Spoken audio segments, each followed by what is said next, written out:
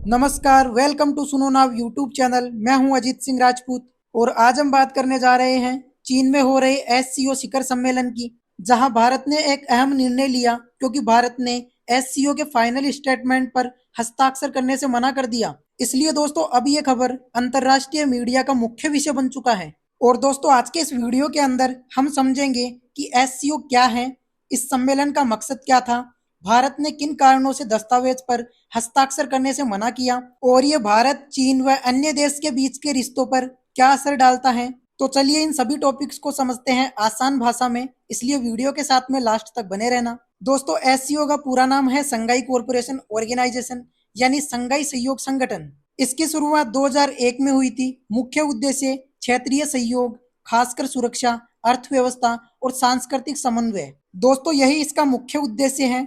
और इसके प्रमुख सदस्य देश की बात करें तो उसमें चीन, रूस, Bharat, Pakistan, Kazakhstan, Uzbekistan, Tajikistan और किर्गिस्तान। इन देशों की साझा कमजोरी आतंकवाद, अवैध ड्रग्स और सांप्रदायिक हस्तक्षेप। और दोस्तों आप लोगों की जानकारी के लिए बता दूं, शिखर सम्मेलनों में रक्षा और विदेश मंत्रियों की पूर्व मीटिंग भी होती है। दोस्तों एससीओ एक बड़ा अंतर्राष्ट्रीय मंच है जिसमें कई देश शामिल हैं, जैसे भारत, चीन, रूस, पाकिस्तान वगैरह। हर साल इसका एक शिखर सम्मेलन होता है।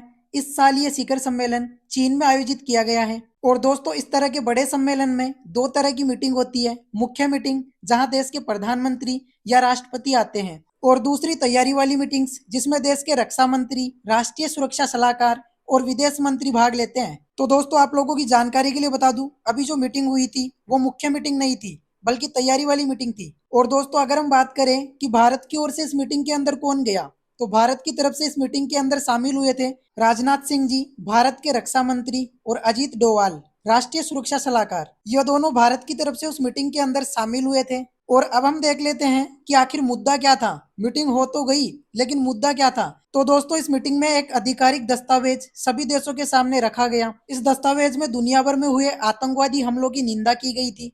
मतलब ये एक तरह से संयुक्त बयान था जिसमें लिखा था कि हम आतंकवाद की हर घटना की निंदा करते हैं, इसके खिलाफ एकजुट है।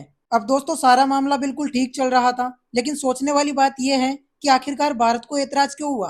तो आप लोगों को बता दूं, भारत ने जब इस दस्तावेज को ध्यान से पढ़ा तो पाया कि इसके अंदर पाकिस्तान में हुए आतंकवादी हमलों का जिक्र था, बलूचिस्तान में हुए बम धमाकों का भी जिक्र था, अफगानिस्तान और दूसरे क्षेत्र के हमलों का भी उल्लेख था। लेकिन हमारे भारत के अंदर जो पहलगाम अटैक हुआ था, हमला हुआ था, उसका कोई भी जिक्र नहीं था।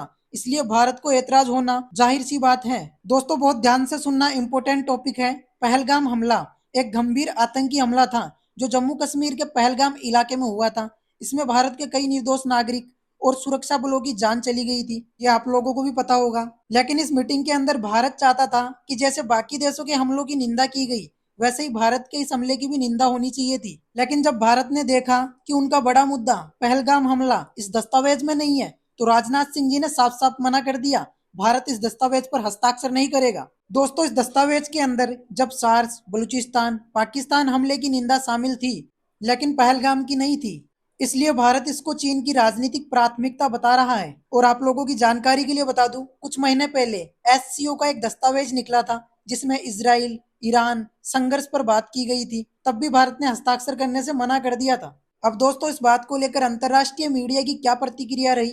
वैसे तो राष्ट्रपति की बैठक बहुत बड़ी होती है, लेकिन मीडिया का ध्यान इस गलती पर गया। यूरोपियन, अमेरिकी और दक्षिणी एशियाई मीडिया रिपोर्ट कर रहे हैं कि भारत ने स्पष्ट रूप से सहमति नहीं दी। इसलिए चाइनीज भूमिका पर सवाल उठ रहे हैं। क्या यह संगठन निष्पक्ष है या राजनीतिक एजेंडे पर चल रहा है। अब दोस्तों इस बात से यह तो पता चलता है कि भारत की रणनीति स्पष्ट तो है ही, बल्कि साहसी भी है। दोस्तों अजीत डोवाल जी पहले ही कह चुके थे एससीओ को आतंकवाद मुद्दों में दोहरा मापदंड नहीं अपनाना चाहिए। और राजनाथ सिंह जी ने भी मीटिंग के अंदर स्पष्ट शब्दों में बोल दिया था, अगर दस्तावेज तटस्थ और निष्पक्ष नहीं होगा तो हस्ताक्षर संभव नहीं है। तो हमारे रक्षा मंत्री राजनाथ सिंह जी ने दस्तावेज पढ़ा और उसको पढ़ने के बाद में स्टेटमेंट से असहमति जताई, क्योंकि दोस्तों उसके अंदर पहलगाम अटैक का जिक्र नहीं था। इसलिए उन्होंने डेडलाइन से पहले हस्ताक्षर करने से मना कर दिया। और दोस्तों भारत के वर्तमान सांसद शशि थरूर जी ने हाल ही में एक इंटरनेशनल मंच पर फ्रांसीसी भाषा में एक वीडियो बयान दिया और उन्होंने सीधा सवाल उठाया कि आप पाकिस्तान को ऐसे ग्रुप्स में क्यों शामिल कर रहे हो जो आतंकवाद से लड़ने के लिए बनाए गए हैं। मतलब जो देश खुद आतंकवाद को संरक्षण देता है, उस देश को आप उन देशों के साथ में कैसे बिठा सकते हो जो आतंकवाद से पीड़ित है। उनका कहना बिल्कुल सही है दोस्तों, क्योंकि पाकिस्तान जो खुद आतंकवाद को जन्म देता है, वो आतंकवाद को क्या मिटाएगा। तो इस बात को लेकर भारत का यही संदेश है, पाकिस्तान को पार्टनर नहीं, मुद्दा बनाइए। दोस्तों, शशि थरूर जी का यह बयान सिर्फ एक व्यक्तिगत राय नहीं थी, बल्कि आज के भारत की राजनयिक सोच का प्रतिबिंब है। दोस्तों, भारत तो खुलकर बोल रहा है कि पाकिस्तान आतंकवाद का हिस्सा है, इसलिए उसको सहयोगी नहीं बल्कि मुद्दा बनाओ। अब दोस्तों, अंतर्राष्ट्रीय संगठनों को ये सोचना होगा कि क्या वे सच में आतंकवाद से लड़ना चाहते हैं या फिर आतंकी प्रयोजकों से समझौता कर रहे हैं। अब दोस्तों, सिर्फ ये बयान नहीं था, बल्कि इसके अंदर भारत का बदला स्वरूप दिखा, क्योंकि अब भारत अपने मंत्री और सलाहकारों के जरिए सीधे मंचों पर बिल्कुल साफ और कड़े सवाल उठा रहा है। और अब भारत बिल्कुल बर्दाश्त नहीं करेगा कि आतंकवाद को नजरअंदाज किया जाए या उसका उपयोग जियोपॉलिटिकल हथियार की तरह किया जाए। अब दोस्तों, सवाल ये उठता है, क्या ये चीन के लिए एक डिप्लोमेटिक हार है। तो इसका जवाब है हाँ, क्योंकि ये चीन के लिए डिप्लोमेटिक हार है। क्योंकि दोस्तों, जब एक भारी बैठक में एक मुख्य देश अपनी सहमति नहीं देता, तो सामने वाले देश का विश्वासी माहौल प्रभावित होता है। और भारत ने तो स्पष्ट रूप से मना कर दिया था कि वो कोई भी हस्ताक्षर नहीं करेगा। इसलिए दोस्तों, बड़ा सवाल ये उठता है कि आगे भारत की रणनीति क्या होगी। क्योंकि दोस्तों, एससीओ सम्मेलन की अभी मुख्य मीटिंग बाकी है, जहां प्रधानमंत्री, राष्ट्रपति स्तर के नेता जुड़ते हैं। अब दोस्तों, सवाल ये भी है, क्या पीएम नरेंद्र मोदी जी इस मुख्य सम्मेलन में हिस्सा लेंगे। तो इस टॉपिक पर भी बात कर लेते हैं कि आखिरकार संभावनाएं क्या है। हाँ, भारत शामिल हो सकता है, लेकिन कुछ शर्तों पर। और शर्त यह है कि भारत तभी हिस्सा लेगा जब चीन और एससीओ पहले से साफ कर ले कि दस्तावेज में भारत की चिंताओं को शामिल किया जाएगा और इस मीटिंग के अंदर एक तरफा बयानबाजी नहीं की जाएगी। यानी दोस्तों, अब भारत बिना शर्तों के भाग नहीं लेगा। अगर मीटिंग में जाएगा भी तो साफ शब्दों और अपनी शर्तों के साथ। दोस्तों, भारत के अलग रास्ते और अलग रणनीति क्या है। BRICS, भारत का मजबूत स्थान। BRICS का मतलब है ब्राजील, रूस, इंडिया, चीन और साउथ अफ्रीका। दोस्तों, इनके अंदर भारत की स्थिति काफी मजबूत है, क्योंकि यहाँ पर भारत की आवाज सुनी जाती है और कई मामलों में भारत लीड करता है, जैसे digital initiatives, sustainability, financial corporation. दोस्तों, भारत एससीओ से बाहर नहीं निकलना चाहता, लेकिन अब ये तय है कि भारत की भागीदारी सशर्त होगी।